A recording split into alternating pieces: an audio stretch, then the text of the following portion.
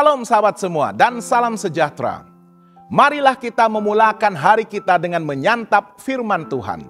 Sarapan kasih yang membawa terang bagi jalan kita serta kesegaran bagi jiwa kita. Dalam Galatia 1 ayat 10 firman Tuhan menyatakan, "Jadi bagaimana sekarang?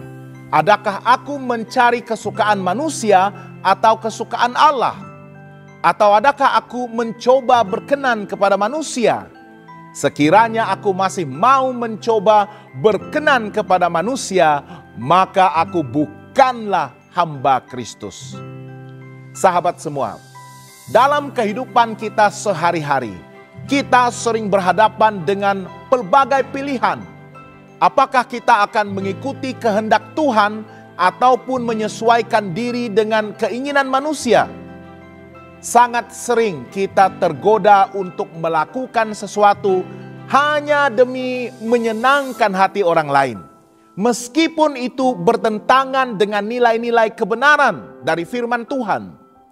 Rasul Paulus dalam suratnya kepada jemaat di Galatia mengingatkan kita bahwa sebagai pengikut Kristus kita harus lebih mengutamakan kesukaan Allah daripada mencari pujian daripada manusia. Sahabat semua, ingatlah, kita harus sentiasa fokus kepada kehendak Tuhan. Manusia cenderung menginginkan penerimaan dan penghargaan daripada sesama manusia. Namun, jika keinginan untuk menyenangkan orang lain akan membuatkan kita mengabaikan kebenaran dari firman Tuhan, maka kita sedang berjalan di jalur yang salah. Tuhan memanggil kita untuk hidup dalam ketaatan kepadanya, bukan dalam upaya untuk mendapatkan persetujuan dunia. Firman Tuhan dalam Kolose 3 ayat 23 menyatakan, "Apapun yang kamu perbuat, perbuatlah dengan segenap hatimu, seperti untuk Tuhan dan bukan untuk manusia." Ayat ini mengajarkan prinsip penting dalam kehidupan orang percaya. Setiap pekerjaan yang kita lakukan haruslah dilakukan dengan sepenuh hati, seolah-olah kita melakukannya untuk Tuhan, bukan sekadar untuk manusia. Tuhan tidak hanya melihat hasil kerja kita, tetapi Dia juga melihat sikap hati kita di saat kita melakukannya. Apakah kita sedang bekerja dengan setia, dengan jujur dan penuh tanggung jawab? Ataupun kita hanya bekerja dengan baik ketika kita sedang diawasi? Ketika kita menyadari bahwa segala sesuatu yang kita lakukan adalah untuk Tuhan, kita akan melakukannya dengan semangat, dengan dedikasi dan integriti yang tinggi. Ketika kita bekerja dengan setia seperti untuk Tuhan, kita akan mengalami berkat dan penyertaannya. Tuhan melihat setiap usaha yang kita lakukan.